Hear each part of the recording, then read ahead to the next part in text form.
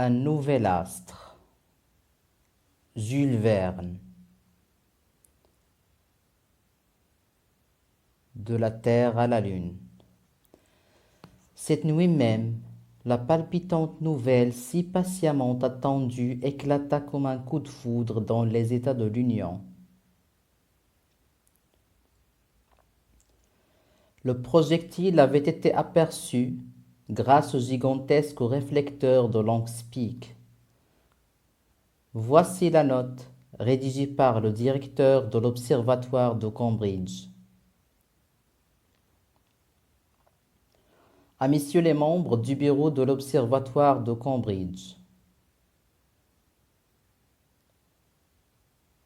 Le projectile lancé par la Columbia de Stanshill a été aperçu par M.M. Belfast et J.T. Maston le 12 décembre à 8h47 du soir.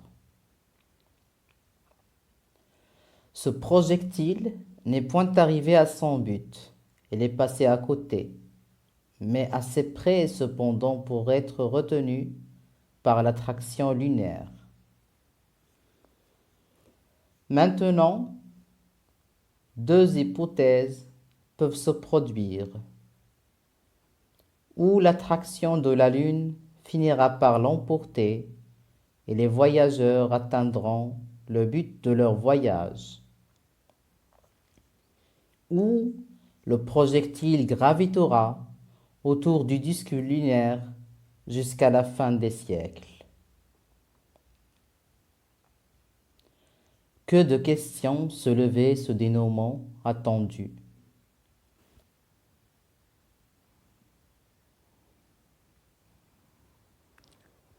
Grâce au courage et au dévouement des trois hommes, cette entreprise assez futile en apparence d'envoyer un boulet à la Lune venait d'avoir un résultat immense et dont les conséquences sont incalculables. Les voyageurs, emprisonnés dans un nouveau satellite, s'ils n'avaient pas atteint leur but, faisaient du moins partie du monde lunaire. Ils gravitaient autour de l'astre des nuits, et pour la première fois, l'œil pouvait en pénétrer tous les mystères.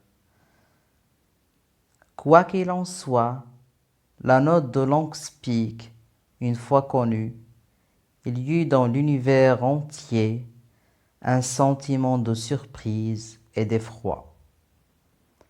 Était-il possible de venir en aide à ces hardis habitants de la Terre? Jules Verne, De la Terre à la Lune, 1865.